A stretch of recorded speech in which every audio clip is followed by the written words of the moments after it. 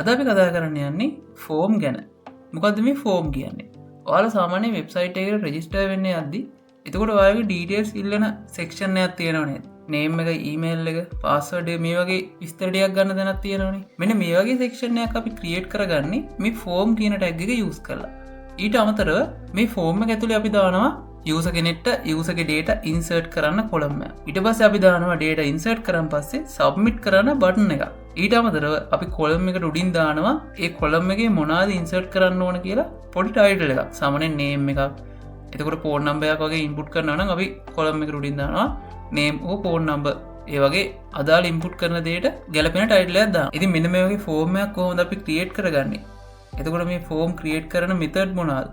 මෙන්න මේ වගේ දේවල් ටිකක් ගැන තමයි අද මම මේ වීඩියෝ එකෙන් කතා කරන්න බලාපොරොත්තු වෙන්නේ. මේ තියෙන්නේ අපි කලින් වීඩියෝ වල කතා කරගත්තු tag use කරගෙන අපි normal create කරගත්තු web page එක. මෙතනදී අපි table use කරන හැටි කියලා දුන්නා. iframe කොහොමද use කරන්නේ? මේ වගේ ගොඩක් වීඩියෝස් මම කලින් කතා කරලා තියෙනවා. ඉතින් ඔයාලා මේ වීඩියෝ ටිකක් බලලා මේ වීඩියෝ එකට set වුණොත් ඔයාලට ගොඩක් ලොකු idea එකක් ගන්න පුළුවන් වෙයි HTML කොහොමද use කරන්න කියලා. අපි අද කතා කරන්න යන්නේ form tag එක ගැන. හරි. අපි දැන් බලමු මොකද්ද මේ form කියන්නේ කියලා. form එකක් කියන්නේ data fill කරන එකක්. අපි normally දන්නවා form එකක් කියන්නේ මොකද්ද කියලා. ඉතින් මේක වගේ එකක් අපි කොහොමද website එකකට හදාගන්නේ? website එකකට හදාගන්නේ form කියලා tag එකක් තියෙනවා. ඒ tag එක open කරලා ඒක ඇතුලේ අපි දානවා label, input type, එතකොට button මේ වගේ ටිකක් දාලා තමයි අපි form එකක් හදාගන්නේ. normally form එකක් හදාගන්න විදිහම තමයි අපි මේකෙන් මේ වැඩේ කරන්නේ. මුලින්ම ඔයාලා open කරගන්න ඕන tag එක form කියලා. මේ tag එක අපි open කරගෙන ඊට පස්සේ අපි කතා කරන දෙවෙනි tag එක තමයි මේ වීඩියෝ එකේ label කියන tag එක. මේ label කියන එකෙන් කියන්නේ ඔයාලා දැකලා ඇති form එකක input එකක් කරද්දි එතන උඩින් තියෙනවා මොකද්ද අපි input කරන්න ඕන කියලා. name එකක් input කරනවා නම් එතන තියෙනවා name එක කියලා. ඊට පස්සේ password එකක් වගේ නම් password කියලා type කරලා දෙනවා.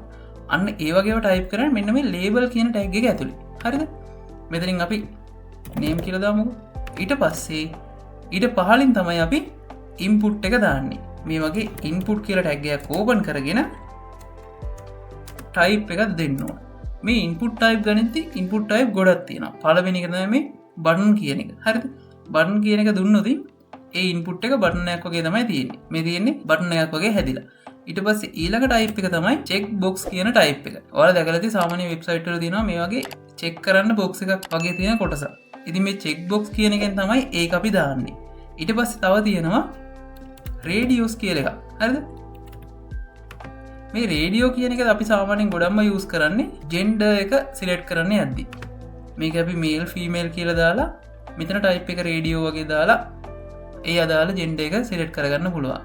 ඊට පස්සේ තව තියෙනවා ඩේට් කියලා එකක් තියෙනවා. මේකෙදි අපිට කැලෙන්ඩර් එකක් තමයි ඉන්පුට් එක වෙන්නන්නේ. ඉතින් අපිට අදාළ ඩේට් එක සිලෙක්ට් කරලා පික් කරගන්න තියෙන්නේ මෙතන ඩේට් කියලා තියෙනවා. ඊට පස්සේ අපි මෙතන ටයිම් කියලා දෙන්නත් පුළුවන්.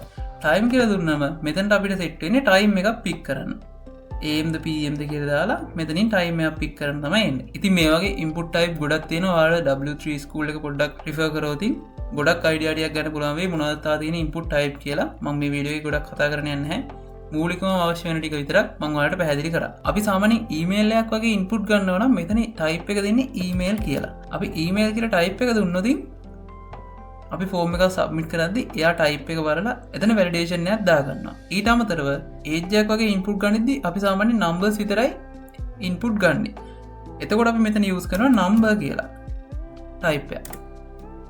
අපි ගොඩක් වෙලාවට යූස් කරන්නේ ටෙක්ස්ට් කියන එක. මේ ටෙක්ස්ට් කියන එකෙන් තමයි අපි ගොඩක් වෙලාවට ඉන්පුට් ගන්නේ. සාමාන්‍යයෙන් නේම් එකක්, ඇඩ්‍රස් එකක් වගේ ඉන්පුට් ගනිද්දි ටෙක්ස්ට් කියන එක තමයි අපි යූස් කරන්නේ ගොඩක්. ඊට අමතරව ඔයාලා සාමාන්‍යයෙන් ඇඩ්‍රස් එකක් ටයිප් කරද්දි මේ වගේ පොඩි ඉන්පුට් එකක් ටයිප් කරනට වඩා ලොකු ඉන්පුට් එකක් තියෙනවා නම් ඔයාලට ලේසි ඇඩ්‍රස් එක බලා ගන්න. ඔයාලා දැකලා සාමාන්‍යයෙන් ඉන්පුට් කරන කොලම් එක ටිකක් ලොකු එකක් තියෙනවා. ඒකට අපි කියන්නේ ටෙක්ස්ට් ඒරියා කියලා. හරිද?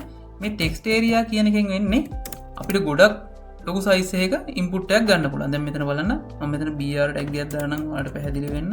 හරි. ඊට පස්සේ මෙතනින් මම ලේබල් එකක් දාන්නම් තව එකක් ඇඩ්‍රස් කියලා. හරි. මේ තියෙන අපේ ඇඩ්‍රස් රෝ එක. මෙතනින් අපිට මේ වගේ ඇඩ්‍රස් එකක් ටයිප් කරගන්න පුළුවන්. ඒ වගේ මේකේ සයිස් එක වෙනස් කරගන්න පුළුවන් කැමති විදියට. මේකෙදි අපිට සයිස් එක ඩිෆෝල්ට් සයිස් එකක් දෙන්නත් පුළුවන්. ඒකට සාමාන්‍යයෙන් අපි යූස් කරන්නේ මේ රෝ කියන එක. රෝස් කියන එක දීලා අපිට පහක් වගේ දුන්නොත් වෙබ්සයිට් එකේ ඔටෝම එනවා පහක්. අපිට ඒක ඕන සයිස් එක වෙනස් කරගන්න පුළුවන්. මෙතන දෙකක් වගේ දුන්නොත් ඒ අදාළ සයිස් එකට මෙතන මේ වගේ හැදෙනවා. තව ඉන්පුට් එකක් ඔයාලා දැකලා තියෙනවද? සාමාන්‍යයෙන් මොනවා හරි සිලෙක්ට් කරන්න තියෙන drop down එක තියෙන item එකක් pick කරගන්න වගේ. ඒ වගේ ඉන්පුට් අපි දාන්නේ select කියන tag එකකින්. select කියන tag එක open කරලා ඒකේ අපි දානවා option කියලා.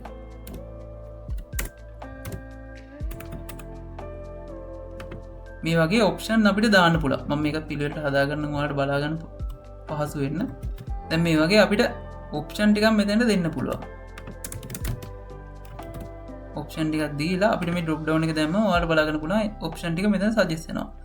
දැන් මෙතන B කියලා දෙන්නම්, මෙතන C කියලා දෙනවා. හරිද? මෙන්න මේ වගේ අපේ ටැග් වලට දාලා ඔප්ෂන් ටික මෙතන පෙන්නනවා. ඉතින් මේ වගේ තමයි අපි drop down එක ෆෝම් එකකට ඉන්සර්ට් කරගන්නේ. ඉතින් මීට අමතරව අපිට තවත් වැදගත් වෙන ටැග් එකක් තියෙනවා. ඒක තමයි button කියන ටැග් එක. මේ button කියන ටැග් එකේ ඔයාලා ටැග් එකේ නමින්ම තේරෙනවා button කියන්නේ බටන් එකක් කියන එක. submit වගේ දාද්දි මේ ෆෝම් එකේ තියෙන data database එකකට වගේ send කරද්දි අපි මේ button කියන එක use කරනවා. එහෙම නැත්නම් මොකක් හරි page එකකට navigate වෙන්න වගේ අපි මේ button කියන එක use කරනවා. මේකෙත් අපිට type දෙන්න පුළුවන්, submit කියලා දෙන්න පුළුවන්, reset කියලා දෙන්න පුළුවන්, normally button කියලා දෙන්න පුළුවන්. අපි සාමාන්‍යයෙන් submit කියලා දෙන්නේ database එකට data pass කරන අවස්ථාවලදී අපි සාමාන්‍යයෙන් type එක submit කියලා දෙනවා. ඊට අමතරව මේ form tag එකේදී අපි තව දෙයක් use කරනවා. ඒක අපි back end එකත් එක්ක වැඩ කරද්දී තමයි use කරන්නේ. method කියලා එකක් use කරනවා. මේ method දෙකක් තියෙනවා. get post කියලා. අපි සාමාන්‍යයෙන් post කියන එක තමයි use කරන්නේ. post කියන එකෙන් වෙන database එකට data pass කරන්න කියනවා වගේ දෙයක්.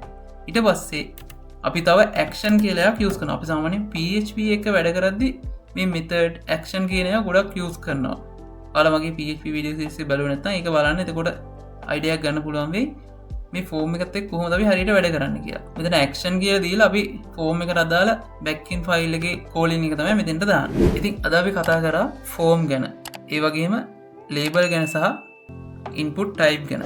ඊට අමතරව අපි කතා කරා button ගැන.